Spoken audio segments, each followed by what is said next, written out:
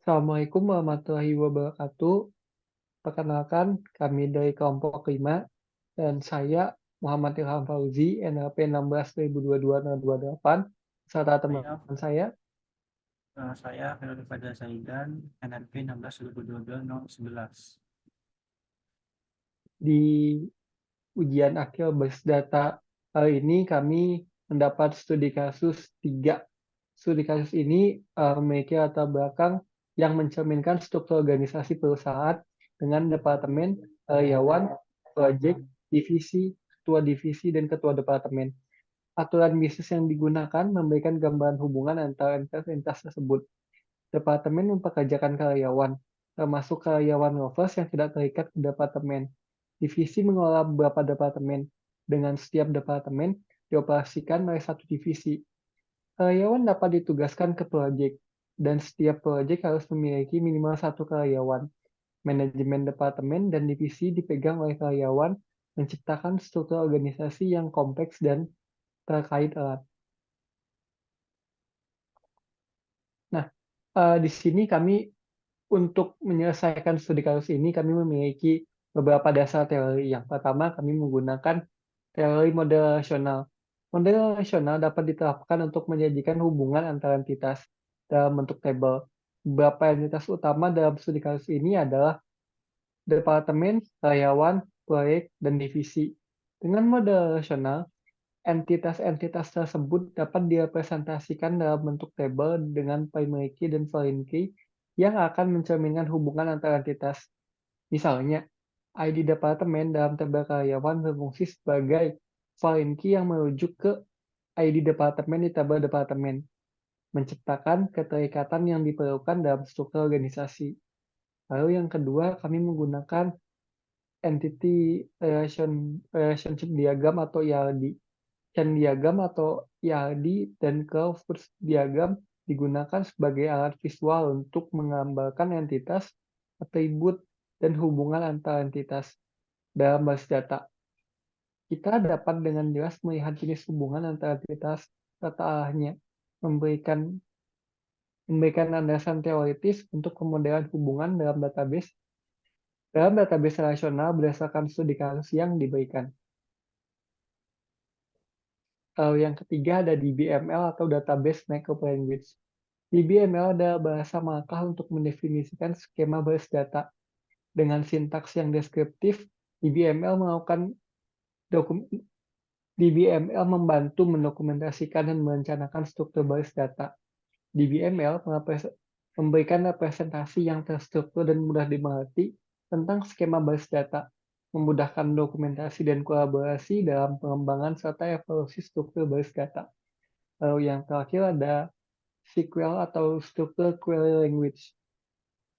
Adalah bahasa yang digunakan untuk berinteraksi dengan basis data. Dalam konteks studi kasus ini, kita dapat menggunakan SQL untuk membuat tabel, mengaitkan foreign key, dan melakukan query terhadap data. Query tersebut dapat berupa update, delete, insert, join, dan masih banyak lagi yang nanti akan dijelaskan oleh teman saya. Uh, Next. Ini studi kasus kami ya. Di studi kasus ini, sebuah departemen memiliki banyak employee, dan setiap employee hanya bekerja di bawah satu departemen. Namun, ada beberapa employee yang tidak ditugaskan di departemen manapun, dan mereka dikenal dengan nama rovers. Setiap divisi pada studi kasus ini beroperasi pada banyak departemen. Namun, setiap departemen hanya dioperasikan oleh satu divisi. Employee dapat ditugaskan pada banyak proyek sekaligus, dan juga setiap proyek dapat dikerjakan oleh banyak employee sekaligus. Setiap proyek juga harus memiliki minimal satu pegawai yang ditugaskan.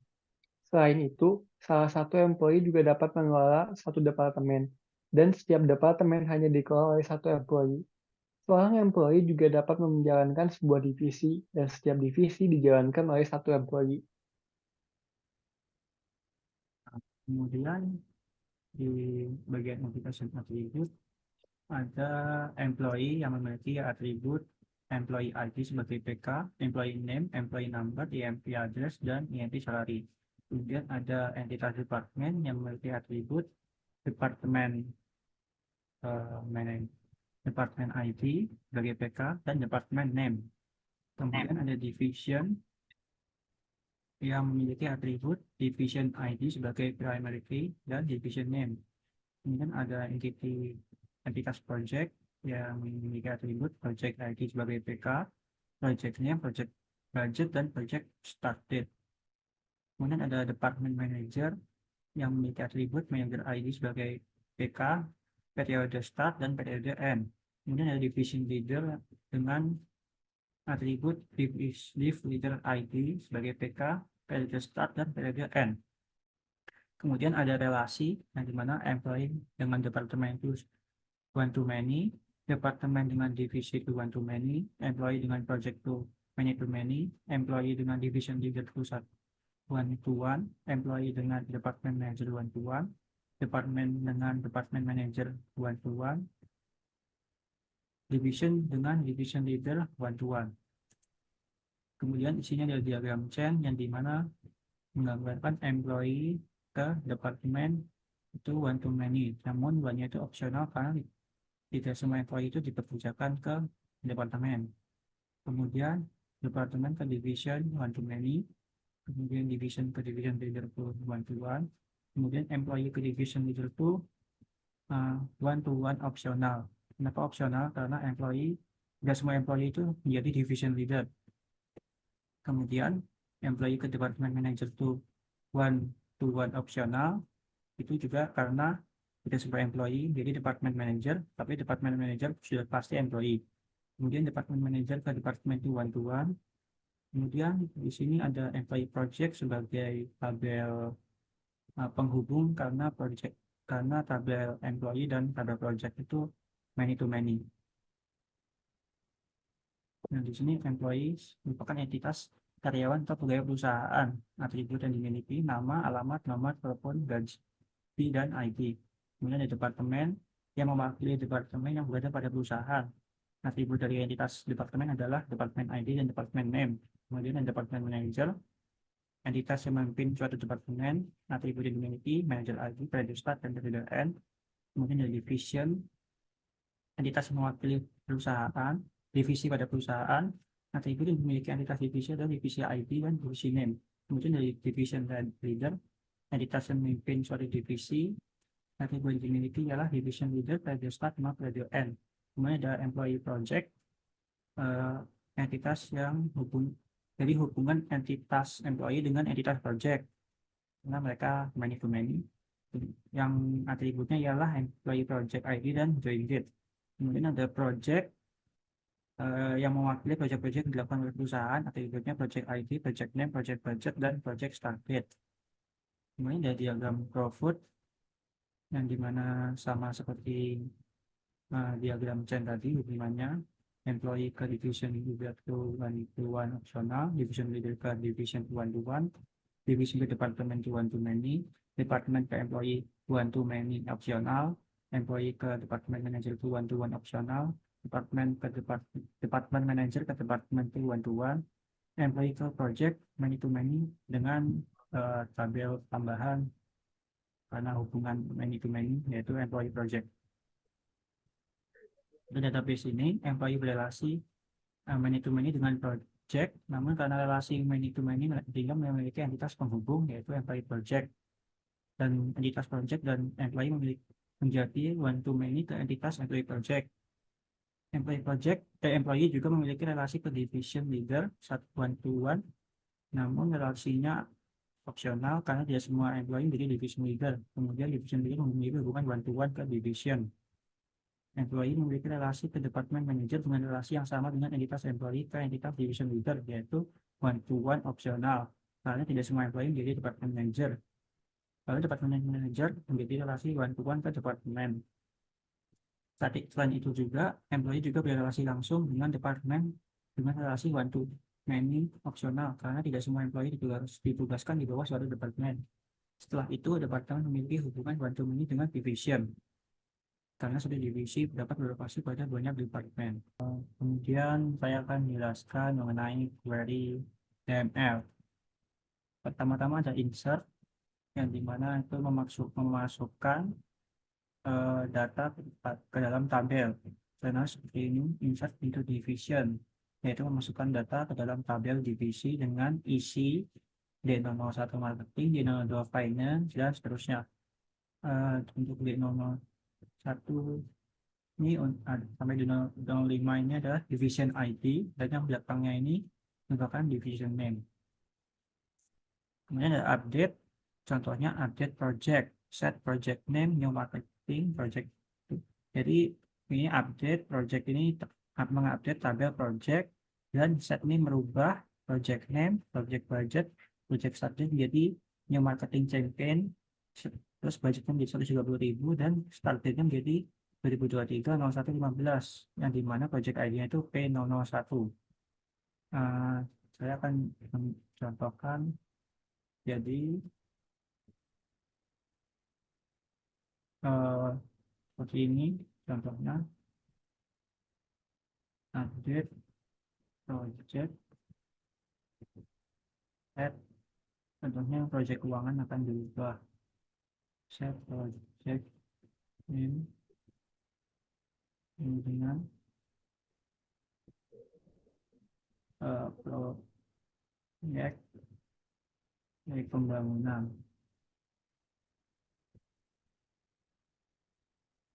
Where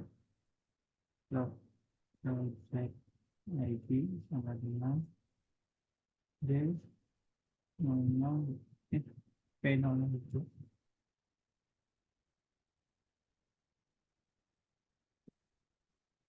Ya, maka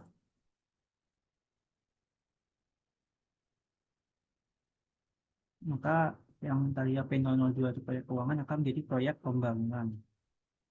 Nantinya delete sebagai contoh, MySQL delete from department manager where employee ID in 01. Jadi ini mendelete dari tabel department manager yang dimana employee ID-nya itu E001. Nah, bisa dilihat di gambar E001 sudah tidak ada karena sudah di delete. Akan saya contohkan lagi, contohnya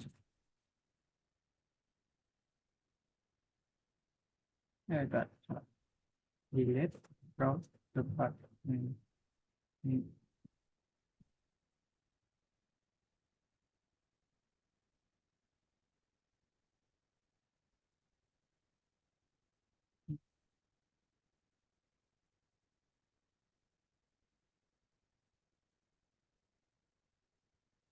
Nah, sebagai contoh, yang berbeda itu delete from department underscore manager where employee ID itu contoh yang sama E001, maka akan hilang yang atas, maka akan yang pertama langsung N002. Contoh lagi,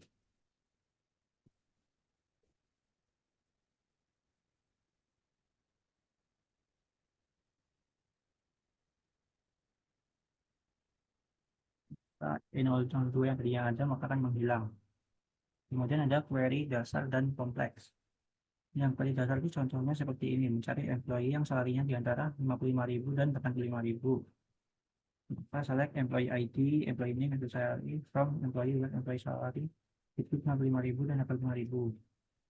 Nah, ini biar agak cepat maka akan bintang aja. Di situ from tabel employee where EMP salary kemudian 55.000 gitu. Between 65.000 dan 85.000, maka akan menampilkan sama, cuman perbedaannya karena di sini ada selectnya itu ditentukan apa aja yang akan ditampilkan, sedangkan yang ini bintang sehingga semua akan ditampilkan, tetapi tetap sama yang ditampilkan itu Siti Rahayu, Budi Santoro, sama Anita Kurniawan. Kemudian ada query kompleks yang dimana ini menggabungkan beberapa tabel dan menampilkan hal-hal tertentu, contohnya seperti ini, mencari employee name, tanggal jadi division leader, dan nama divisi yang memiliki pada employee P002. Kemudian select employee name, division leader, value yang start, division name, division leader, from employee enjoy division leader, dan lain sebagainya. akan saya praktekkan. Select.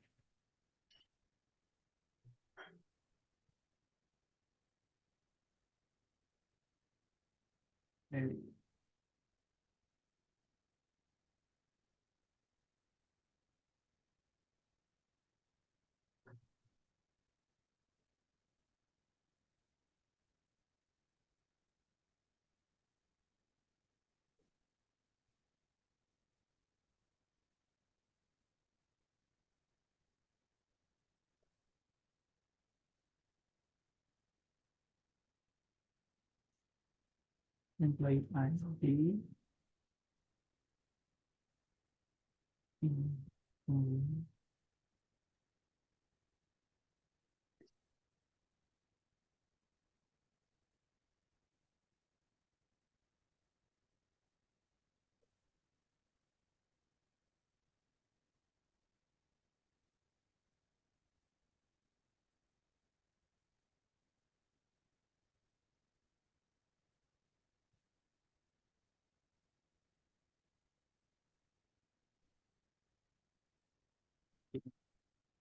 Kita akan menampilkan hal yang sama. Yang di sini penjelasannya yaitu jadi di sini penjelasannya yaitu select employee name, yang ditampilkan itu employee name, title start, dan division name, yang dimana employee name itu dari tabel employee, title start dari tabel division leader, dan division name itu dari tabel division, yang dimana tabel employee digabungkan dengan division leader karena inner join.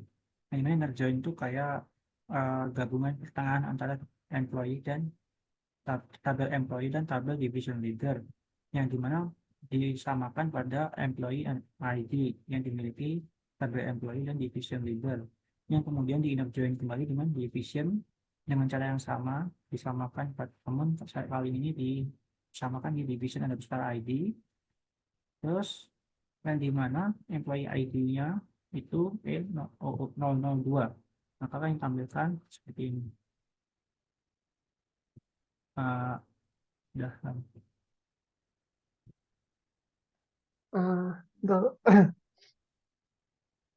Baik, kiranya sekian presentasi dari kelompok kami mengenai studi kasus yang kami dapatkan di ujian akhir basis data kali ini. Kurang lebihnya mohon dimaafkan. Wassalamualaikum warahmatullahi wabarakatuh.